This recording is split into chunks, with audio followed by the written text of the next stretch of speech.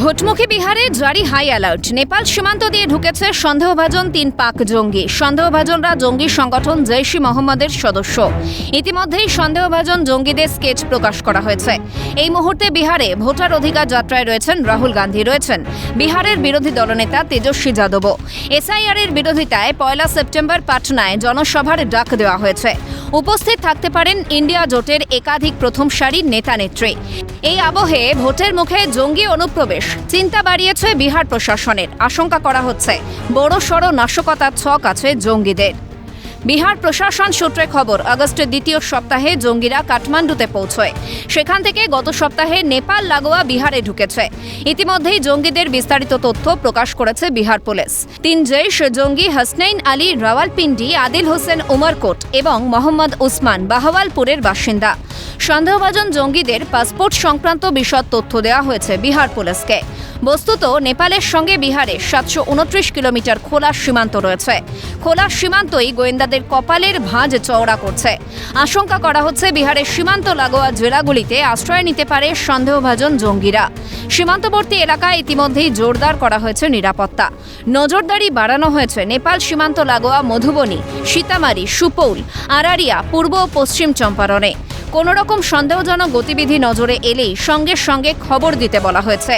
এই অবস্থায় বিহারের মানুষকে আশ্বস্ত করেছেন কেন্দ্রীয় স্বরাষ্ট্র প্রতিমন্ত্রী নিত্যানন্দ রায়। साजिश चाहे जिसकी भी हो, लेकिन कोई भी आतंकवादी की अब खैर भारत की भूमि पर नहीं है। यह मोदी की सरकार है और गृह मंत्री अमित शाह जी की निगाह सीमा के एक एक इंच पर है। हम घुसने नहीं देंगे, जरूरत पड़ा तो उसको जहन्नुम में भी भेजेंगे और जेल भी भेजेंगे। और बिहार की सरकार भी उसके लिए चौकस है कि कोई आतंकवादी नेपाल की सीमा से हो या किसी सीमा से हो, बिहार में न घुस पाए। এদিকে বিহার দিয়ে জঙ্গিরা ভারতের মূল ভূখণ্ডে ঢুকে পড়ায় নাশকতার আশঙ্কা বাড়ছে। এই পরিস্থিতিতে প্রাক্তন পুলিশ কর্তা অনিল জানার মন্তব্য, বহিঃশত্রুর সঙ্গে লড়াই সহজ, কিন্তু দেশের যে সমস্ত নাগরিক জঙ্গিদের পরিচয়পত্র জোগাড়ে সাহায্য করছে তাদের কি হবে? বাইরের শত্রুকে চিনতে পারবো, বাইরের শত্রুকে ঠেকাতে পারবো। ঘরে যে বিভীষণরা রয়েছে, যারা মদত দিচ্ছে, যারা যে রেশন কার্ড, ভোটার কার্ড করে দিচ্ছে, তাদের এমএলএ বানিয়ে দিচ্ছে, তাদের এদের নিয়েই তো সমস্যা। এটাই এদের তো বাইরের শত্রু আমরা ধরতে পারছি, ঠিক আছে, বোঝা যাচ্ছে। গৃহ শত্রু রাবণ অত বড় বীর, অত পণ্ডিত হয়ে মারা গেছেন, বিভীষণ আছেন। এই কি আমাদের মধ্যে যে বিভীষণ গুলো রয়েছে রাজনৈতিক নেতা নেত্রী সেজে, এদের নিয়েই তো সমস্যা।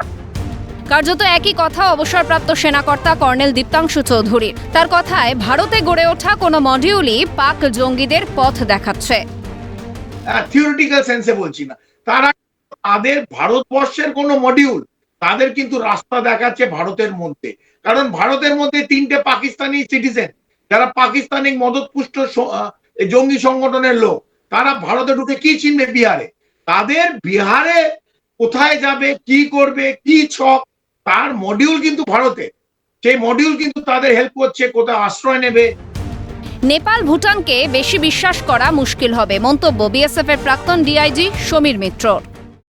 এই যে জিনিসটা আমাদের কিন্তু, আমার যেটা মনে হয়, আমি বহুবার আমার আলোচনাতে বলেছি যে প্রথম কথা হচ্ছে যে আমাদের যে সম্পর্ক যেটা ছিল নেপালের সঙ্গে হোক, ভুটানের সঙ্গে হোক, সেটা কিন্তু আপাতত সেই দিক দিয়ে আমরা যদি তাদের এত বিশ্বাস করি তাহলে কিন্তু মুশকিল হবে। বস্তুত কতদিনে গ্রেফতার হবে জঙ্গিরা, কোথায় বা আশ্রয় নিয়েছে, সন্ধান শুরু করেছে বিহার পুলিশ।